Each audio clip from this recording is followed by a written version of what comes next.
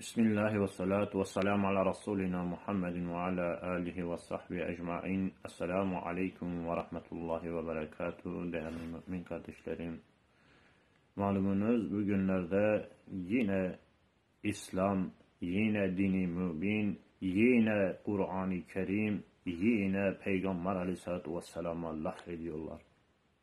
Uğur Kutay adındaki kafirin zındığını, bu iftirayı attığını bilen ve duymayan kalmadı. Rabbim zalim güruhuna fesat vermesin.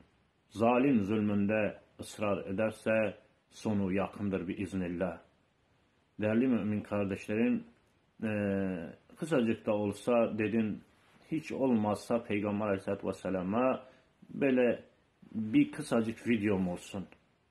Sevdamız belli olsun. Sevdalımız belli olsun. Gülü seven dikenine katlanması lazım diyorlar ya, onu biz de yapalım inşallah. Ebu Cehil'in yapmadıklarını bunlar mı yapacaklar değerli kardeşlerim? Hiç olmazsa bizler de safımızı belleyelim. Hayırla kalın. Allah'a emanet olun. Esselamu Aleyküm ve Rahmetullahi ve Berekatuhu.